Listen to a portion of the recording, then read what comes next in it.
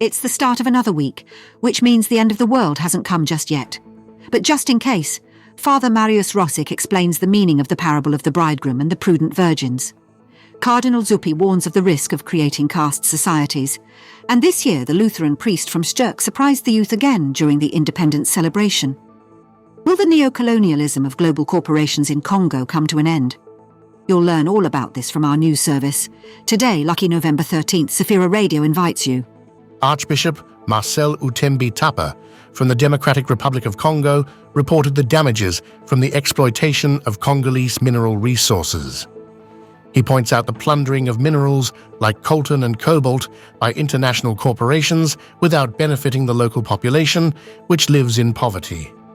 He emphasizes the impact of industry on environmental destruction and the health of residents, and appeals to ecologists and rulers to pay attention to the problem. The head of the episcopate also draws attention to tribal wars and economic neo-colonialism. The Eastern Highlands Simbu Adventist Mission in Papua New Guinea trains residents in agriculture and business. Practical lessons on goat and bee farming, citrus, rice, potato and onion cultivation aim to help inhabitants achieve self-sufficiency. The initiative also supports the building of patriotic and Christian attitudes. The early November report from International Christian Concern indicates a lack of religious freedom and persecution of Christians in countries including Iran, China, and Nigeria. Despite repression, Christianity thrives there. In Iran, it grows the fastest globally, and in Nigeria, 94% of Catholics attend Sunday services amidst numerous dangers. ICC, an ecumenical organization defending Christian minority rights, was founded 8 years ago. 2 years after the COVID-19 pandemic, Cardinal Matteo Zuppi points out the need for Europe to prepare for the future to avoid an increase in addictions among youth. At an event in the Florence Solidarity Centre, he considered the future, stressing that stability is key in combating addictions and reclaiming youth from social marginalisation. Referring to Caritas data, Zuppi pointed to alarming poverty statistics in Italy, affecting primarily children, and warned of the risk of creating a caste society. The third Joy and Amp Devotion Festival of Polish Sacred Music in London has come to an end. Just last year, it attracted over 100,000 internet participants. Organised by the Adam Mickiewicz Institute, the festival promotes Polish sacred music in Great Britain, featuring works from historical and contemporary composers, including young talents. Concerts take place at St. Martin-in-the-Fields Church, with a repertoire ranging from medieval hymns to contemporary pieces by composers like Roxana Panufnik and Paweł Łukaszewski. This year's festival coincided with Independence Day and focused on works contemplating the Passion and Resurrection of Christ.